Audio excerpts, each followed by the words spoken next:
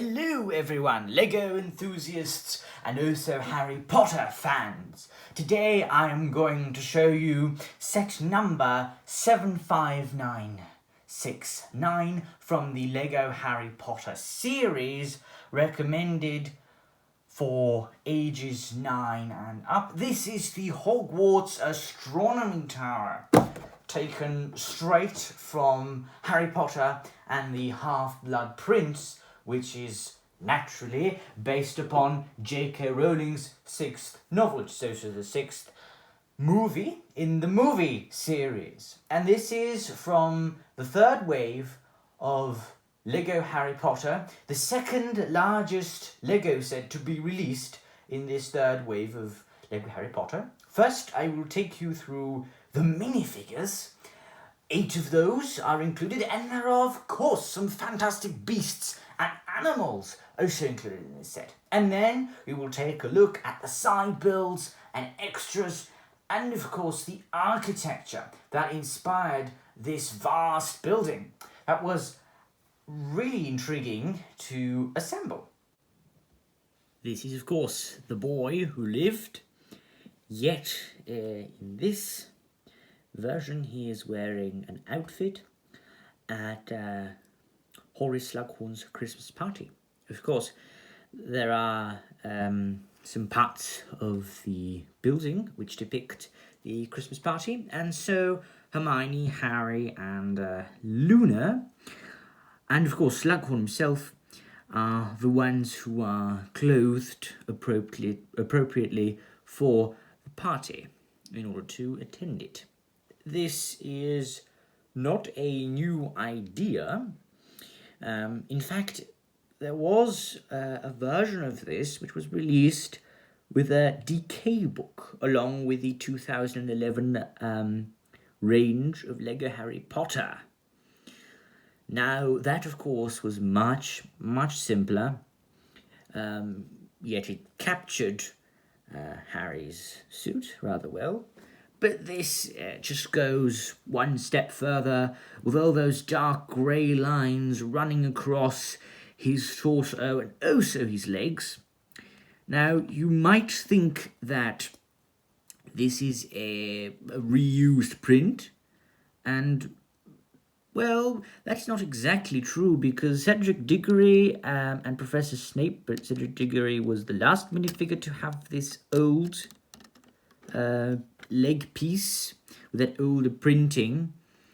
You can see that there is a line, sort of, you could say, halfway above the middle of this leg piece. If you've not seen this face before, it just has this simple smile, and on the back, of course, you can see the lightning scar as well as at the front, and here he's just frowning. This version, so plain but well done. Since he's hosting this Christmas party, which makes up part of the set's inner design, Horace Slughorn is included, Harry's potions teacher in his 6th year, because Snape is teaching defense against the dark arts. And he looks rather splendid indeed. Now, this is not the very first Horace Slughorn. It is the first Horace Slughorn to come in a Lego set. And overall, he hasn't changed all that much since his last version, which was in a Bricktober exclusive Toys R Us minifigure pack. His hairpiece is Commissioner Gordon's from the Lego Batman movie, newly introduced for that, and I think it suits him. If you compare him to some reference material, of course he is a little bald, I would say, and in the books he's described as having a moustache as well, and he's of course maybe even more bald in the books. He comes with 2 face expressions. This wand is a rather generic brown colour. Now this one is smiling widely and then this one is a little unsatisfied, or I would rather actually say uncomfortable. In terms of the shaping, the hair is actually not perfect. But what is rather nice and also rather accurate is, of course, the torso printing. That is quite wonderful to see that. And his face actually, I think, captures the character depicted by Jim Broadbent, who, according to my judgment, did an amazing performance. To other invitees and attendees to this Christmas party, which of course is similar to the Yule Ball, are Hermione Granger and Luna Lovegood. Hermione Granger actually being a member of the Slug Club, just like Harry Potter, the club founded by Horace Slughorn in his golden days. Now, Hermione is, of course, absolutely splendid and truly gorgeous. Now, the character in the books wasn't necessarily so. Of course, she had rather large buck teeth, and now she's, I think, just incredibly gorgeous and also very mature in this outfit. It's a rather beautiful dress. Of course, the dress from the Yule Ball was her most beautiful outfit, I would argue. But this one has some excellent printing as well, which does not line up all that perfectly, you could say, because on the legs it's actually a little bit more pronounced. There's not a smooth transition from the leg printing to the torso printing, only in terms of shape, but in terms of thickness, it's not really accurate. You can see that this actually seems to be a darker colour than what's above, which of course is not necessarily something which is of much complaint, I think, but I should remark upon it. No, it is very accurate to the movie, of course, just like Horace Slughorn, even though he could be bolder. But the hairpiece does make me feel nostalgic. That beautiful, very generic female hairpiece, that one that was included for Hermione in the later sets for the first Harry Potter range, in especially 2010. I remember that from that year. The face is just like in Harry's case from The Prisoner of Azkaban and The Goblet of Fire. And she, of course, also has some printing on the back. Her legs are double molded, so that just means that they have two different colours all around, so it's basically a 360 colour view, you could say. And she also has some foot printing. In this case, it's shoe printing. That is actually raised a little bit on the side. I'm not sure whether you can see that. It's not... Yeah, there we go. It doesn't go... straight all the way through on the side of her leg, and it's of course on both legs. It doesn't continue around the back, but it's a beautiful, gleaming, sparkling silver colour. Her wand is of course the same as always, and that's the case for Harry's wand. Now, Luna did get a wand in her collectible minifigure series version, Luna Lovegood, with her wonderfully moulded hairpiece, and very appropriate.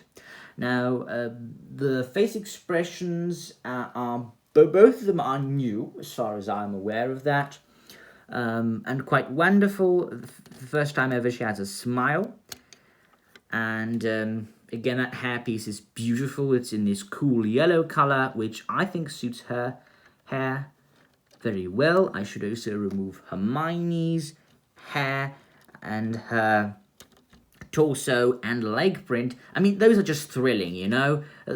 It's incredible how fine they are, and there is actually some silver printing that you can really see right now.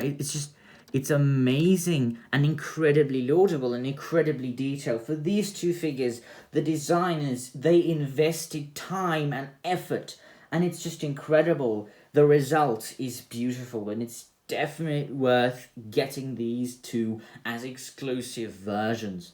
Now, Luna is also wearing stockings, which are represented by a double molded leg piece, and half that is black, of course, because that's representing her stockings. Now, she has a surprised face expression, which I wouldn't have expected, but it's rather well done. Such an incredible thing that Lego did this, and how Lego did it. Of course, her dress is actually all silver, as you can see in the reference material. However, that doesn't disturb me particularly. It is quite alright by me. These are the two turtle doves from the movie, Ronald Weasley and Lavender Brown. Ronald, of course, uses an existing print for his face. That was also used for him only. His hairpiece is just like Hermione's. It's actually borrowed from the 2010-11 wave of Lego Harry Potter. I ought to show you the alternate expression right there, which is a bit grumpy. So is actually also Lavender's. She has this bow stuck in her hairpiece, which has two holes in it because it's from Lego Friends.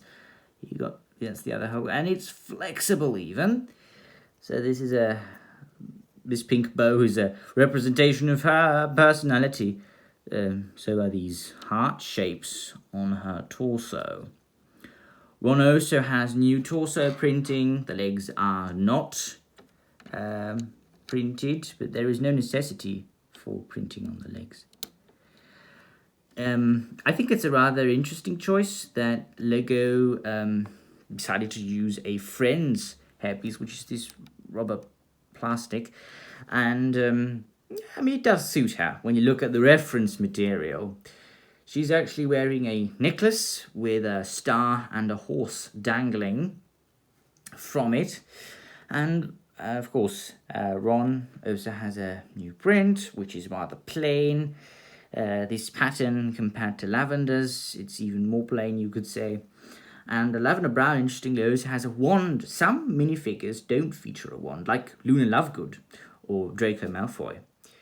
But let us actually take a look at Draco, who is accompanied by Neville Longbottom in a waiter's outfit. Interestingly, now, he does appear in this outfit in the movie when he admits that he didn't actually make it into the Slug Club. He has this shield as an accessory, which you can see this is how it's actually used, but it's a tablet in this case. It's a very nice silver colour, very pleasing. Draco Malfoy has a Slytherin uniform, which will be incredibly useful for people who are custom builders and also minifigure customizers and intend to use this piece, because this is actually a very generic robe, and he's also using Harry's leg print. He actually wears a black outfit during the film. It's entirely black, but I suppose it would have lacked a lot of detail that Lego could put in this way. On the back, you can see they've also got printing, both of them. Neville's got some very fine printing, and so does Draco. He has this very significant hood. His hair colour can be debated whether it is actually accurate, because it's cool yellow, the same Luna Lovegood uses, and that would not be accurate in this case, because I think it's just a terrible flaw, because in the film he has a different shade of blonde. It's not raking blonde, and in this case it is not necessarily a match. It doesn't match the reference material. But Neville's face and smirk does that very, very well. And also his hairpiece, very well chosen. Let me just show you the alternate expressions. Lego used an existing piece for Draco's head, actually, for his prints. Let us now begin with the review of the physical builds in this set. First of all, this is a small side build depicting a chocolate fountain atop a table, which is mostly actually covered by a dark red piece of cloth, although it does have, as it seems, some an even darker colour right there, and it does have some brown feet, and of course this carries the weight of a few chocolate muffins. Those are in a way intriguing because they reuse a piece that was introduced in a minifigure series, which is actually which was introduced as poop. Well, dog poop to be specific, but this is actually the official piece for poop. This atop that light nougat stud, it accomplishes the effect rather well, though I think these do look like muffins, and it also has some printed waffles. This set is actually much more generous with printed pieces than any other Harry Potter set that I've seen so far. It also has these biscuits or pasties, or however you would like to call them. And the chocolate fountain itself is also very interesting. This has some clear glasses on top of it, this little build. Neville also carries one of these glasses, and I think overall this is rather well done with this 6x6 round plate for the cloth itself covering the table, and it is well accomplished. This is actually something that appears in the movie itself, and it's a minor detail, really just a background detail, but it's really fun that Lego included this because of Slughorn's Christmas party and that theme in this set. There is also something rather special in this set, that is Hedwig, and this is the first Hedwig with spread wings, actually. And her printing hasn't actually changed all that much, it's just become a little... The shapes of the feather tips have just become a little rounder in terms of the printing, but the eyes haven't changed, really. And she also has, in terms of shaping, she also has some feathers poking out of the back here, down there, which I like that detail. I like that very much indeed.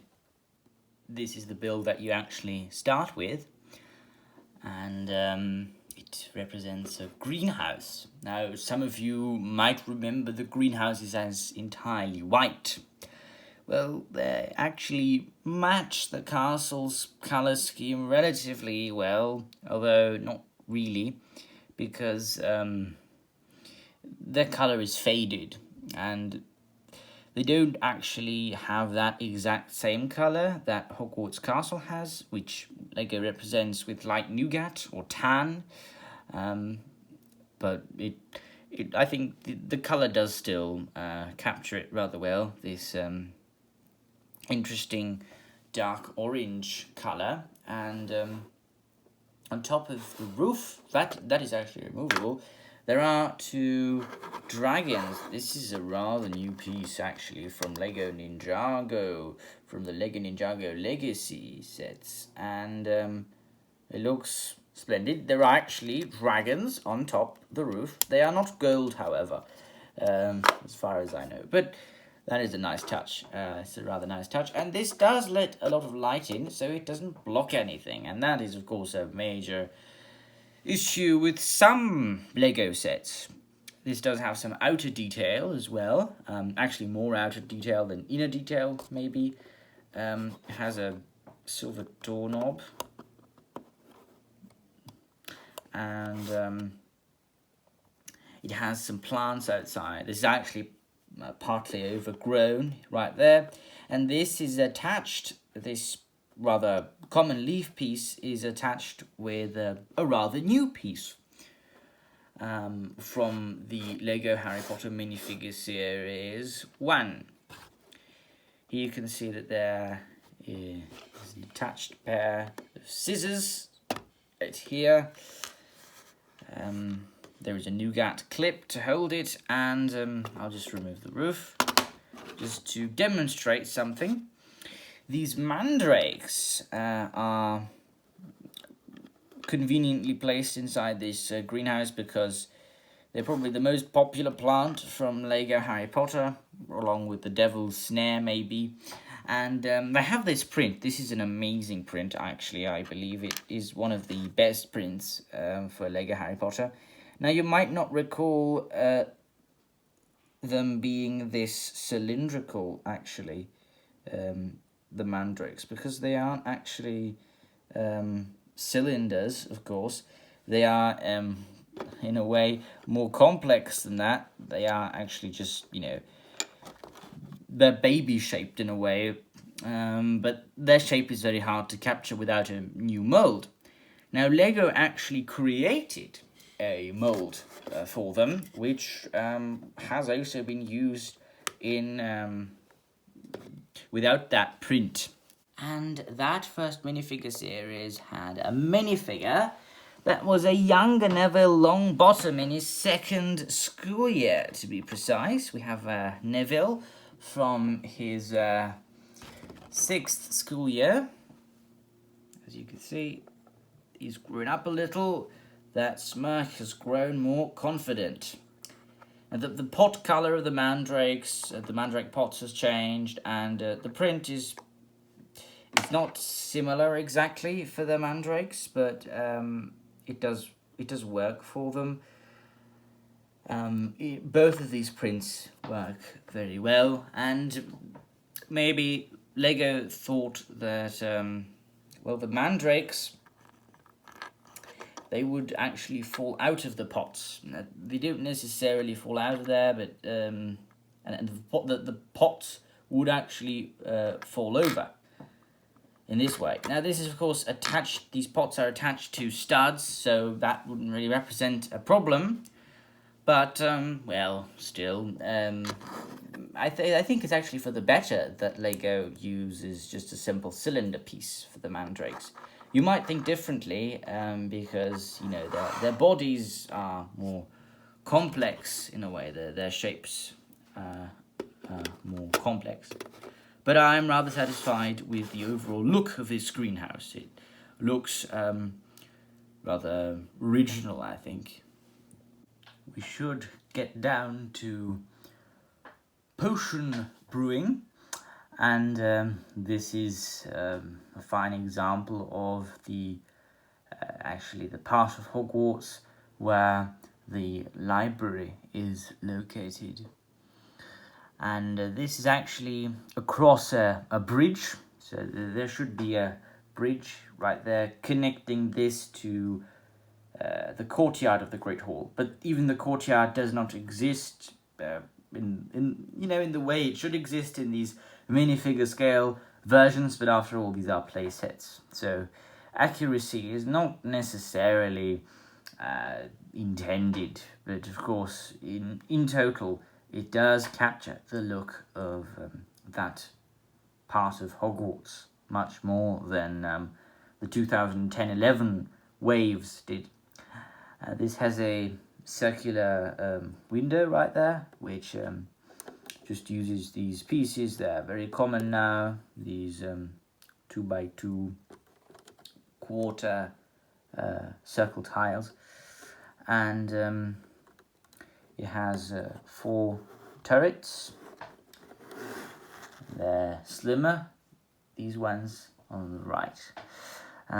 Now, ones in the front, they actually use a snot technique, or studs not on top, which means that it works with 3D shaping in an intriguing way. So it has these interesting tiles, these curved tiles just attached to these 1x3s, or in this case there's a 2x3 in teal behind those three pieces, and it just makes for a very nice round effect. So it's basically, it accomplishes the a cylinder's shape rather well.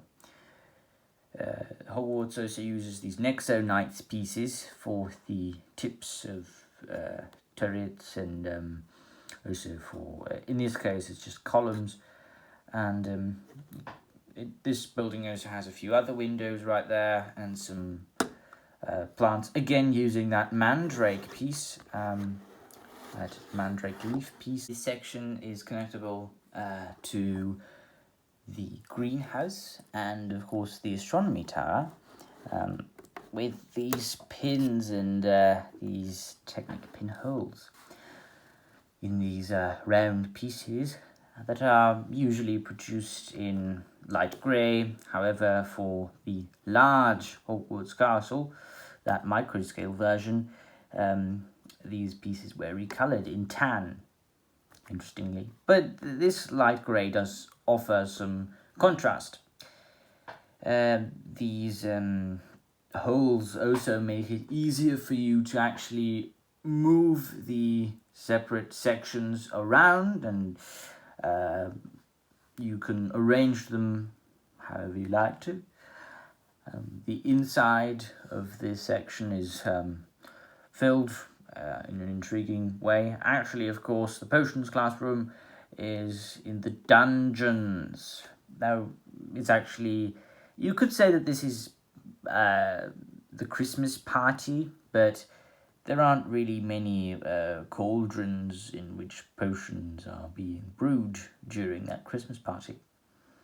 This does have some bottles. It uses this translucent blue minifigure and then this transparent red minifigure head for some larger and more voluminous bottles as well. And inside here you have these ice cream pieces. Usually this represents smoke in this case. However, it's not a transparent piece. Maybe that would be more efficient in terms of representing smoke. Now, this door is a rather old door. It's been used for Hogwarts castles ever since the first one was released in 2001. And in this small frame, there is a piece that I thought was actually retired. You know, it's something that you could actually, peek through in reality. But in this set, of course, you can't open that little door there. This, of course, there is no key to go with this door. But it's in this interesting dark brown colour. And, of course, I think it is rather impressive, this small room, even though it has so little detail. At least, I would say it's a little random.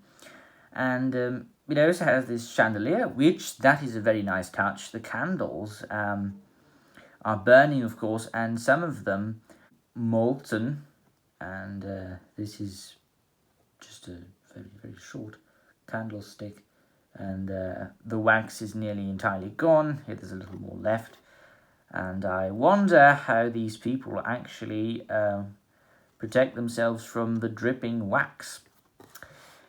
This is a potions book by Libatius Borage, Advanced Potion Making. This has a sticker inside, and the sticker here, I prefer a print in terms of books, because that's what Lego did for the Book of Monsters for Lego Nexo Knights. And, well, there is another version of this which is more significant, but this is, of course, a brand new version, and Harry Potter has another one which is in the minifigure series, number 2, which will probably be released in September. But overall, this is a nice space filled very efficiently, and it suits the theme of the set. The architectural structure is centered around the Astronomy Tower, which has a rather prominent role in Harry Potter the Half-Blood Prince, both the book and the film. It has rather nice details overall, and I will take you through each of the levels. To Harry Potter fans, this should seem recognisable, and I hope that it will be thoroughly enjoyed by them. The first level is also the plainest, but definitely also worth a look. This has some nougat pieces on the sides right there, and of course the Hogwarts colour, that is actually sort of honey colour, as described by Stuart Craig, who was the set designer for the Potter films. That is represented by light nougat, but it's covered in some faded bricks, so that would be the normal nougat tone, also referred to as tan. Now we have these Nexonite spear ends in here as well, but those first appeared in 2018, so when Harry Potter was rebooted as a licensed theme.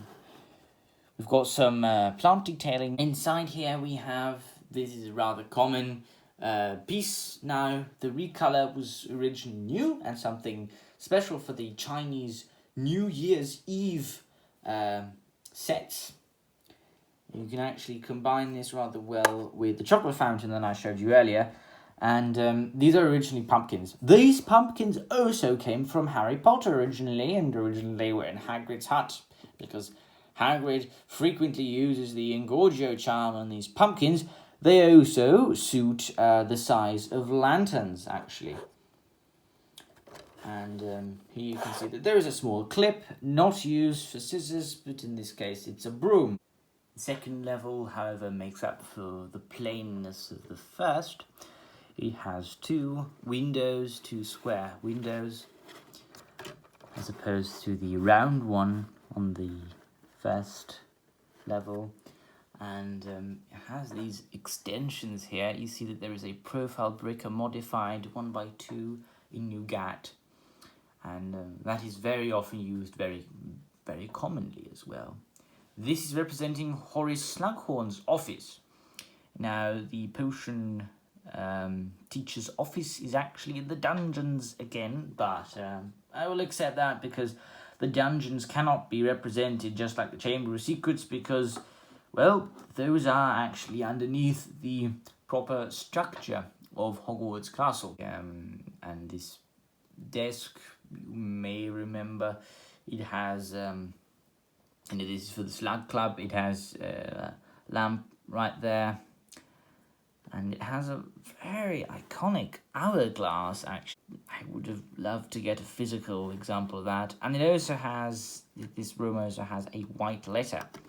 Now that letter is printed again. That's become a sort of common piece. It used to be light nougat, but maybe the designer thought that there should be more of a contrast to the castle's colour. Horace, of course, can be placed in his office right there, and can also be sat on a chair that is behind there. And there are some stickers representing his shelves. They did the same with Dumbledore's office. That is, I think, something of complaint, because not only are these not incredibly easy to attach, but they don't really do much in this case, I think. In Dumbledore's office, those were compulsory, but here they just give another layer of detail, but they don't necessarily mean much, and they're not necessary in this case. However, I'm of course happy about any layer of detail, and this offers some more. The third level introduces more cylindrical shapes. It has 4 square windows in this case. There is actually a piece in there that represents the bars there. It doesn't have the stained glass, but again, it was introduced for Harry Potter, but it is a very useful piece still.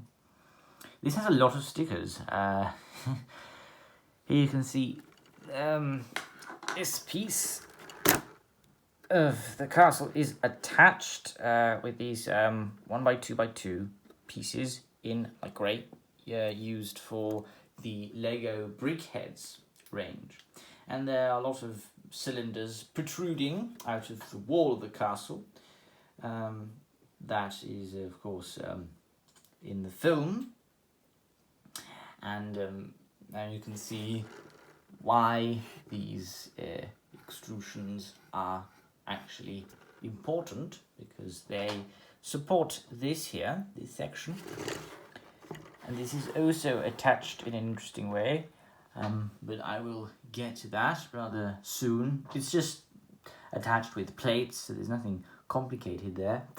But this is, again, a stud's not on top technique, you could say, because this just, it's poking out of the side of the building, right there. So this is how it's actually attached, because it's upside down, actually. So you can just separate this. There is a Technic piece inside with which you can attach this here, that little dome shaped piece, and on the inside you have the Ravenclaw common room again. The Ravenclaw common room, that there is actually, I don't actually know whether there is any detail given about its location, but in this case it's situated here. And interestingly, the astronomy tower is indeed the tallest tower, as far as I know, actually, of Hogwarts Castle. There is a book related to divination inside here, and it has again a sticker. I don't like stickered books, and there's another printed letter right there with a blue feather. There is also a printed newspaper, which I will show you in just a second. This is the same sticker that was used for the potions book by Libacious Borage, and this might refer to the fact that one of the Patil twins, Parvati and Padma, one of them, of course, danced with Harry Potter in the Yule Ball, was actually, but both of them were, as far as I know, quite fascinated by divination. And one of them is a Ravenclaw, yet the other is a Gryffindor, interestingly. And Harry, as far as I know, dances with Parvati at the Yule Ball. Now, I will show you this newspaper print,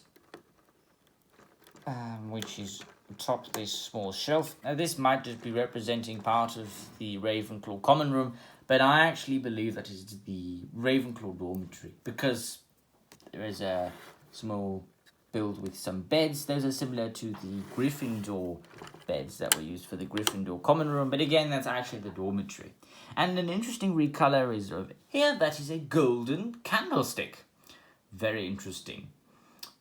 But it adds some detail to this, and of course this is a location that hasn't been represented in the movies, yet Lego did it, and that is of course a tribute to the fans, and that's well done.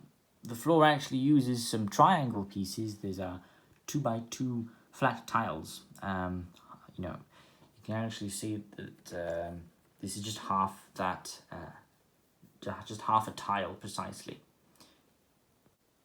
The 2011 Astronomy Tower did have a more balcony-like build, you could say.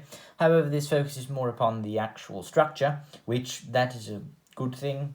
I think it makes for a more recognizable build, and also more accurate. These spikes are present here as well, and again, this whole thing made up of these round 2x2s is just attached. There are some rectangular sections cutting this round design in order to make it stable and to attach it to this. Now, the floor has some interesting tiling right there.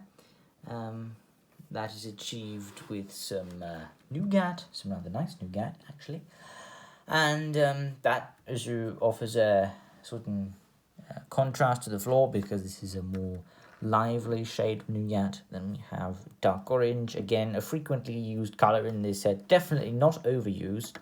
However, of course, this pattern, there is a pattern actually in the astronomy tower that has never been depicted in any mocks or anything. So that's interesting that Lego did this, but it's a very sort of obscure detail that didn't need to be depicted.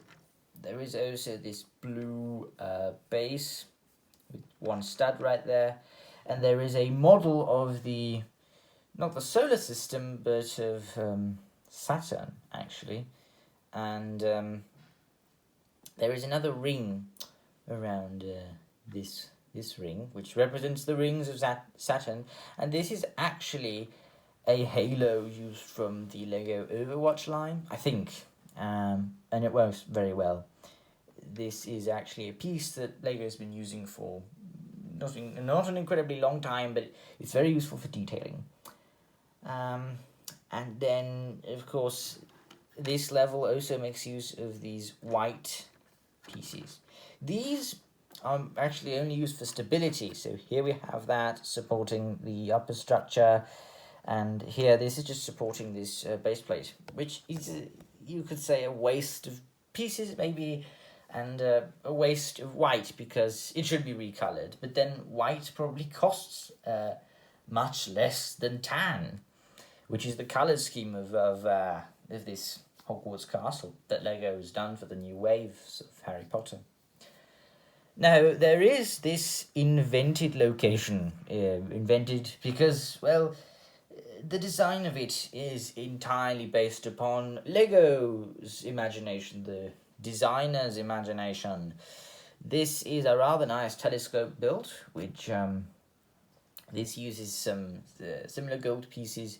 It uses some of the gold pieces that were actually used for this Saturn build right there. You can actually spin that. It's on a turntable. That's very nice.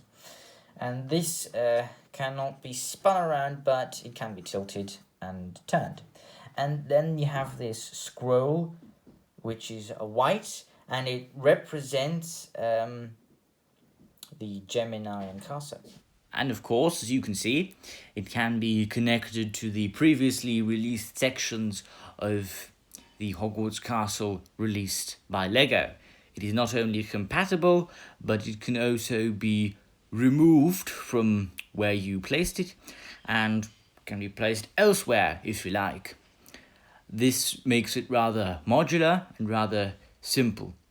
It also is a very effective layout if you intend to recreate the scenes in the movies. This is one possible layout. So this is connected to this section of the Whomping Willow, which has this arch.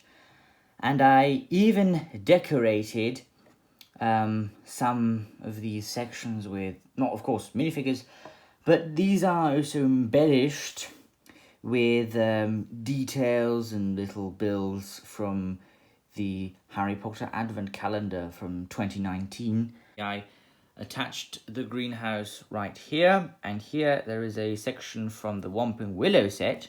Right here, it's a potions classroom, and it suits the overall theme of potion making in this set.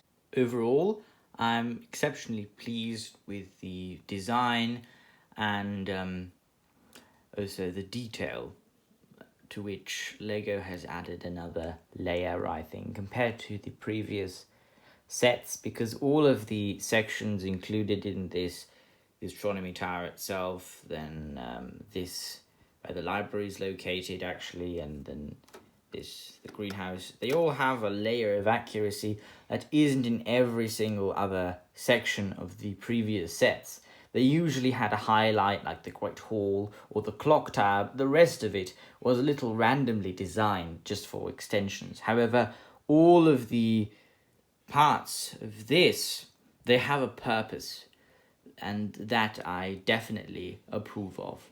And I hope that you have enjoyed this little in-depth look at each of these sections and at the minifigures, and I hope that if you also are a fan of Harry Potter, you are quite pleased with this, as I am, because Lego has done a rather splendid job capturing the architecture of the tower.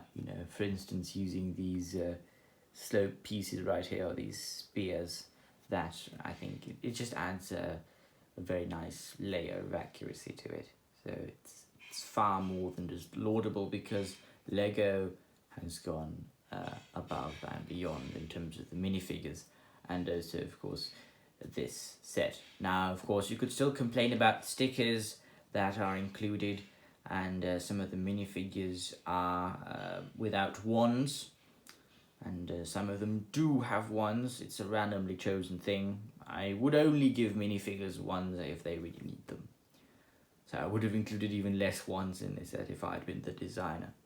But overall, this is absolutely beautiful. Of course, it lacks a bit of volume in certain places. Maybe this is a bit too small, compared to the movie version. That is absolutely humongous.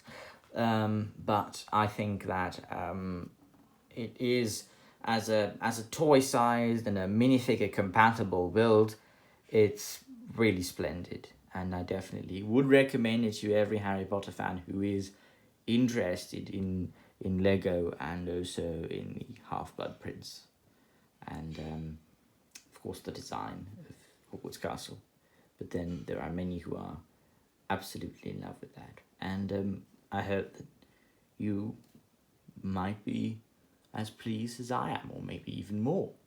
And of course, I hope to see more sets with the same layer of accuracy, because this is really a very significant point in Lego's design process for Harry Potter, because it has evolved and it has changed, and they've maintained some simple principles, like the default pieces here used for the towers, but they've also added a greater layer of detail, and it's more brick built than ever, I'd say. It does use less default pieces, but to me it feels that way.